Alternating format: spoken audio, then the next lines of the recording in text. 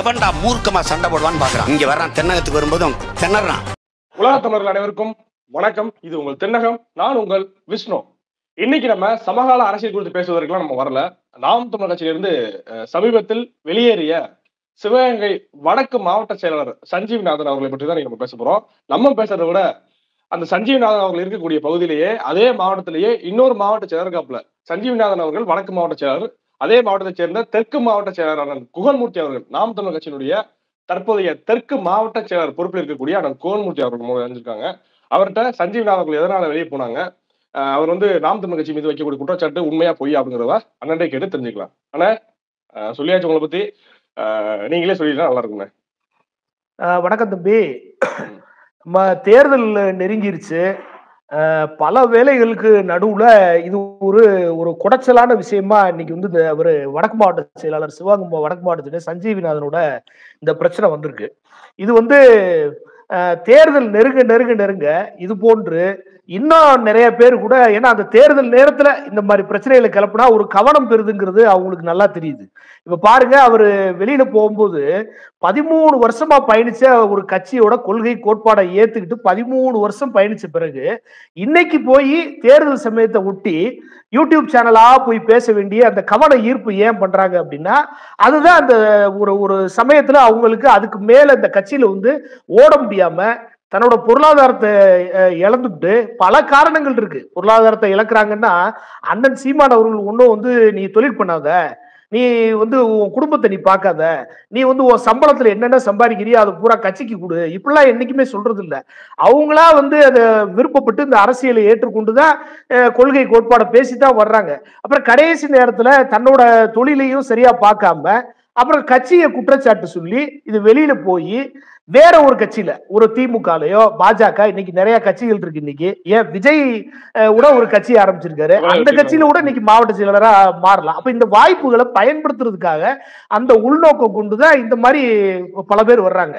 குறிப்பாக ஒரு தம்பி சஞ்சீவ்நாதனை பொறுத்தவரை அவரு ஒரு வேட்பாளர் சொல்றாரு. யார சொல்றாரு அப்படின்னா தன்னுடைய மனைவியே சொல்றாரு. அதுக்கப்புறம் இன்னொரு தங்கச்சிய அதே திருப்பத்தூர் அந்த வடக்கு மாவட்டத்துக்குள்ளேயே திருப்பத்தூர் தொகுதிக்குள்ளே, சட்டமன்ற தொகுதிக்குள்ளேயே இன்னும் 2 பேரை அடையாளம் காட்டுறாரு.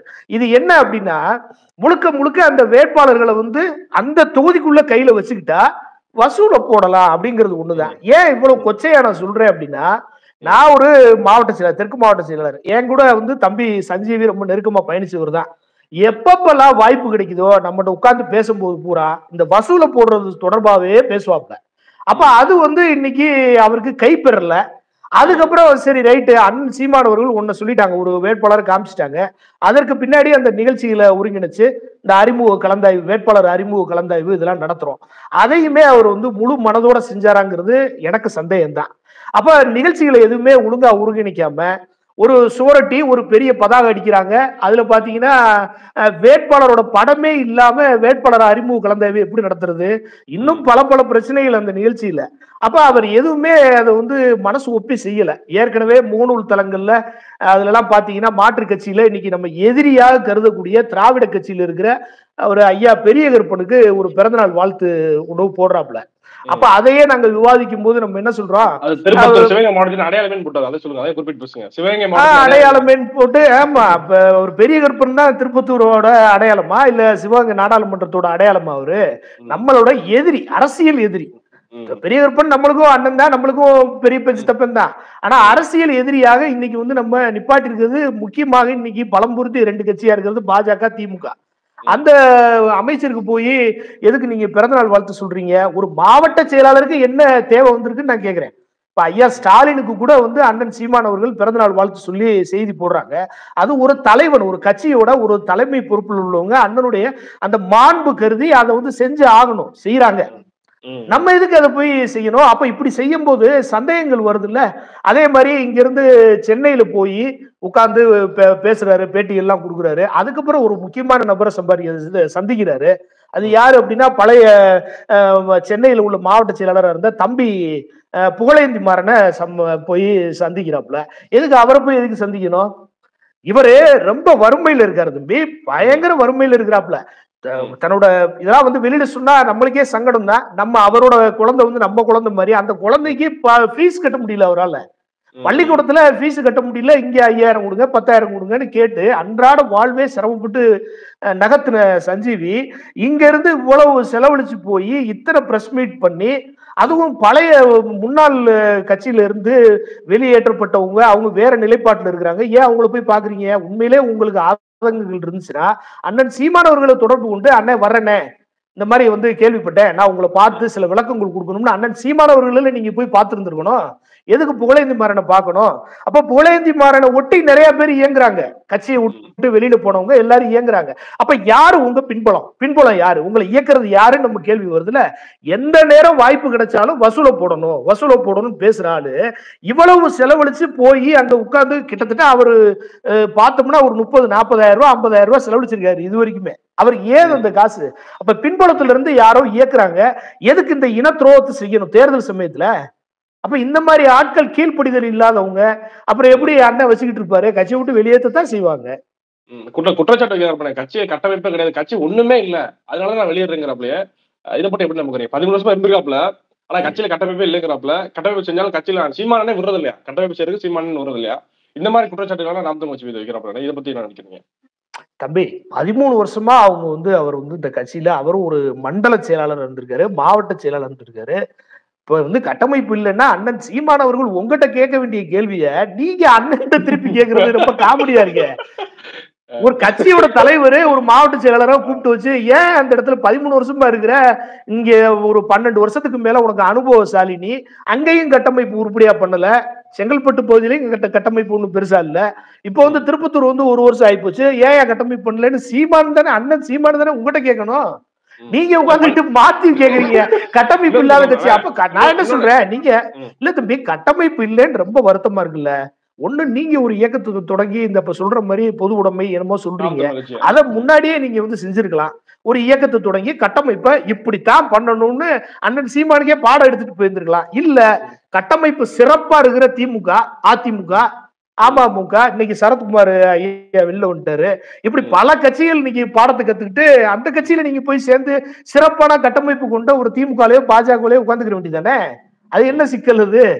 அதனால இது அவர் கேட்க வேண்டிய கேள்வி இல்ல. சொல்லுங்க. இதற்கு முன்னாடி கட்சியில இருந்து வெளியேற்றப்பட்ட கல்யாண சுந்தரம் அவர்கள் இருந்திருந்தாருன்னா கட்டளை பண்ணிருப்பாப்லையா? அது பண்ணக்கூடாதுன்றதால சீமான் வந்து வெளியேற்றிட்டாங்கன்னு சொல்லி இந்த மாதிரியான விஷயங்களை குற்றச்சாட்டு வைக்கிறாப்லையா? இல்ல அது அண்ணன் அவரு தம்பி கல்யாண சுந்தரத்தை பத்தி எல்லாம் நம்மளுக்கு பெருசா தெரியாது. ஆனா அவர் வந்து ஒரு நல்ல மேடை பேச்சு பேசுறவர் தான், அந்த அளவு தான் அறியப்பட்டவரை தவிர கட்டமைப்பு சிறப்பா பண்ணியிருந்தாங்கன்னா அது கோயம்புத்தூர்ல அவர் இருந்த பகுதியில் உள்ளவங்க தான் சொல்லணும். அப்படி நான் விசாரிச்ச வரைக்கும் அவர் இறங்கி கீழே இறங்கி கட்டமைப்பு செய்யற ஆள் எல்லாம் கிடையாது அவர் கல்யாண சுந்தரம். கருத்து நல்ல பேச்சாளர், புத்தகங்களை நிறைய படிப்பாரு, அது தொடர்பா அவர் பயணிச்சவர் தான். கட்சியில அவர் கட்டமைப்பு எல்லாம் அவர் பண்ணல. இது இப்படி எல்லாம் பேசும்போதுதான் நம்மளுக்கு சந்தேகங்கள் வருது. திடீர்னு கல்யாண சுந்தரம் வந்து சிறப்பா கட்டமை, அப்ப அதிமுக எதுவும் பேசிட்டு இருக்கீங்களா அப்படின்னு நம்மளுக்கு சந்தேகத்தை அவரே தான் பாயிண்ட் எடுத்து கொடுக்குறாப்ல. மேல கல்யாண சுந்தரம் ஒரு ஓட்டு நீங்க அதிகமா வாங்கி அரசியல் விட்டு வெளியே போயிருங்களாப்ல. என்ன சரி பிஜேபி கூட நம்ம என்ன வாங்க மாட்டோமா என்ன? அந்த அளவுக்கு கூட நம்பிக்கை இல்லைன்னா என்ன நல்ல வார்த்தை வருது? 13 வருஷமா எதுக்கு நீங்க கட்சியில பயணிச்சீங்க? உங்களுக்கே அந்த நம்பிக்கை இல்லையே? நீங்க இல்ல நம்பிக்கையா சொல்லி இருந்திருக்கணும். பிஜேபியை தாண்டி நாம் தமிழர் கட்சி வராதுன்னு எப்படி சொல்றீங்க? என்ன இதுக்கு முன்னாடி பிஜேபி வந்து 15% இங்க நிரூபிச்சிருக்காங்களா, இல்ல இப்பயும் நிரூபிக்க போறாங்களா? அவங்களோட சதவீதமே தெரிய போறது இல்லை. ஏன்னா கூட்டணி எல்லாருமே கூட்டு பொறியியல் கூட்டணின்னு தான் இருக்கிறாங்க. எந்த காலத்திலையும் இந்த கட்சிகள் வந்து தன்னோட சுயபலத்தை இத்தனை சதவீதம் அத்தனை சதவீதம் காமிக்கவே போறது இல்லை. நாம் தமிழர் கட்சி ஏற்கனவே 7% காமிச்சிருக்கு, 6.76% காமிச்சிருக்குது. சரிதானா? பாஜக வந்து அவ்வளவு சதவீதம் தொடுமாங்கிறதே இல்லை. பாஜக எங்க இருக்கு தம்பி? அவங்க அங்க பூரா ரவுடி பயிலையும் கொலகார பயிலையும் அந்த கட்சியில சேர்த்து வச்சுக்கிட்டு காசு பணத்தை அள்ளி இறக்கிறாங்க. பாக்குறீங்க இல்ல? ஸ்டேட் பேங்க் ஆஃப் இந்தியால இருந்து சுப்ரீம் கோர்ட்டே சொல்லி இந்த எலக்ட்ரல் பாண்ட்ஸ் வந்து நீங்க யாராரு கொடுத்திருக்கிறாங்கிறத வெளியிடுங்கன்னு ஸ்டேட் பேங்க் சொல்லிட்டு இருக்கு. அந்த பெரும்பகுதியான ஆயிரக்கணக்கான கோடி ரூபாயை வந்து கிட்டத்தட்ட 4.5 லட்சம் கோடி ரூபாயை பாஜக கையில வச்சிருக்குன்னு நம்மளுக்கு தெரியுது. ஆனா யாராரு கொடுத்தாங்கிறது மட்டும்தான் தெரியல. அப்ப அந்த காசை இறக்கி பல இடங்கள்ல கொடி மாத்திரம் நிக்குது. எந்த கிராமத்துல போனாலும் அங்கிட்டு போனா நம்ம கொடி தெரியுது. காசு சிவகமாவட்டத்துல பல இடங்கள் கொடி இருக்கும், ஆனா அந்த ஊர் நிர்வாகிகளோ மக்களோ யாரும் கிடையாதுல்ல. அப்ப பாஜக இல்ல, இங்க எங்க இருக்கு பாஜக? இவங்களா வளர்க்குறாங்க.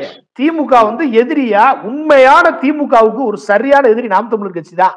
ஆனா நாம் தமிழர் கட்சியை வந்து அதை பேசுறதே கிடையாது. அவங்க எதிரியா கட்டமைக்க விரும்புற கட்சியை பாஜக பாஜக பாஜக வந்துச்சுன்னா இது வந்துரும், அப்படி ஆயிரும் இப்படி ஆயிரும் பொய்யான ஒரு பிம்பத்தை கட்டமைச்சு பாஜகவுக்கு இடம் கொடுக்குறாங்க. திமுக தான் இடம் கொடுக்குறாங்க. பாஜக கட்சி ஒண்ணு இங்க இல்லையே.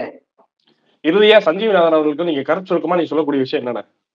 தம்பி இங்க பாருங்க, சஞ்சீவிநாதன் மட்டும் இல்ல, இதுக்கு முன்னாடி சில அண்ணன்மார்களும் கட்சியை விட்டு வெளில போயிருக்காங்க, தம்பிமார்களும் புரிதல் இல்லாம வெளில போயிருக்காங்க. இந்த என்னோட தொழில் போச்சு, நான் 13 வருஷமா அண்ணனுக்கு பின்னாடி இருந்து இந்த கட்சிக்காக நான் எல்லாத்தையும் இழந்துட்டேன் இப்படின்னு வந்து நீங்க சொல்லக்கூடாது. என்னன்னா நீங்க தொழில் போச்சு பொருளாதாரம் போச்சுன்னு நீங்க பேசிட்டு இருக்கீங்க. ஈழத்துல உயிரே போச்சே. ஈழத்துல லட்சக்கணக்கான மாவீரர்கள் உயிரே கொடுத்துட்டு போயிட்டாங்களே. அப்ப அந்த ஈழத்துல அழிஞ்ச இளைஞர்களை விட நாம் தமிழ் கட்சியால் அழிஞ்ச இளைஞர் தான் அதிகம். அதையும் குரு ஒப்பிட்டு சொல்றப்பலையே இல்ல, அது அப்படி சொன்னீங்கன்னா அப்ப ஈழத்துல செத்தது வந்து வீணா போச்சுங்கிற மாதிரில இருக்கு. ஈழத்துல உயிரே கொடுத்துட்டாங்க தம்பி. நீங்க பொருளாதாரத்தை தான் இழந்திருக்கீங்க. ஏன்னா 1947க்கு முன்னாடி பல பேர் தியாகி பென்ஷன் இன்னைக்கு வாங்கிட்டு இருக்காங்களே, 3 லட்சம் பேருக்கு மேல உள்ளவங்க, அவங்க எல்லாம் அன்றாட வாழ்க்கையை நடத்துறது தான் கஷ்டப்பட்டுட்டு தான் இருக்கிறாங்க. தொழிலை இழந்து பொருளாதாரத்தை இழந்து வ.உ. சிதம்பரனார் அவரோட வ.உ.சியோட கதை தெரியாது நம்மளுக்கு, பொருளாதாரத்தை இழக்கலையா? பல பேர் உயிரே கொடுத்து போராடி, விடுதலைங்கிறது சும்மா கிடைக்காது. அது எப்படி விடுதலை வந்து நீங்க சும்மா கிடைச்சிருமா? பொருளாதாரத்தை இழக்கணும், உயிரை இழக்கணும், உடைமைகளை இழக்கணும். தலைவர் இழக்கலையா? தலைவர் இழக்கலையா? அவர் மனைவி மக்களை இழக்கலையா? எல்லாம் இழந்துதான் போராட முடியும். அதனால நீங்க உங்க குடும்பம் பெருசு, உங்க பொருளாதாரம் பெருசுனா தயவு செய்து கட்சியை விட்டு போயிருங்க. கட்சியை விட்டு போய் உங்க குடும்பத்தை காப்பாத்துங்கன்றேன். அண்ணன் சீமான் அதுதானே சொல்றாரு. நீ படிக்கிறியா? இப்போதைக்கு வராத, படிப்பு பாரு. நீ குடும்பத்துல சிரமப்படுறியா? நீ தயவு செய்து உன் குடும்பத்தை பாருன்னா மூத்தவர் சொல்றாரு. அப்ப அதை செய்யுங்க. கட்சியை விட்டு வெளியில போனவங்க எல்லாம் கட்சினால நான் பொருளாதாரத்தை இழந்துறேன், நீ முட்டாள், நீ தான் முட்டாள். உன் தொழிலை நீ ஒழுங்கா பார்க்கல, உன் குடும்பத்தை நீ பார்க்கல, உன் பிள்ளைகளை போய் பாரு போ. அதையும் பாரு, விடுதலைக்காக போராடவும் செய்ய. ரெண்டையும் சமமா கொண்டு போக முடியாதவன் கட்சிக்கு லாய்க்கு இல்லை, எந்த இயக்கத்திற்கு லாய்க்கு இல்லை. இல்ல ஒரு சமயம் வந்து நீ எல்லாத்தையும் இழந்துதான் போராடணும். அதுக்கு தயாரா இருந்தா கட்சிக்குள்ள இருங்க. உயிரையே விடுறதுக்கு தயாரா இருந்தா தானே கட்சியில இருக்க முடியும். கட்சியை விட்டு வெளியில போயிட்டு நான் அதை இழந்துட்டேன் இதை இழந்துட்டேன்னு தயவு செய்து சொல்லாதீங்க. சஞ்சீவிநாதன் மாதிரி இனிமே வர்ற தம்பிகளுக்கும் கூட நீங்க பொருளாதார சிக்கல் தான் நம்மளுக்கு பெருசு, நம்மளுக்கு குடும்பம் பெருசுன்னா தயவு செய்து போயிருக்கு. போயிட்டு அங்கிட்டு போய் குடும்பத்தை காப்பாத்துங்க. உனக்கும் சேர்த்து, சஞ்சீவிநாதனுக்கும் சேர்த்து, இந்த குகன்மூர்த்தி மாதிரி இன்னும் பல பேர் இருக்கிறோம், நாங்க வந்து போராடிக்கிறோம், உங்களுக்கு சேர்த்து போராடிக்கிறோம். நீங்க ரொம்ப கஷ்டப்படாதீங்க. இவ்வளவு நேரத்தை ஒதுக்கி உங்களுடைய கருத்துக்களை பகிர்ந்து வைக்க ரொம்ப நன்றிண்ணே. ரொம்ப நன்றிண்ணே. மகிழ்ச்சி தம்பி, நன்றி. நாம் தமிழர்.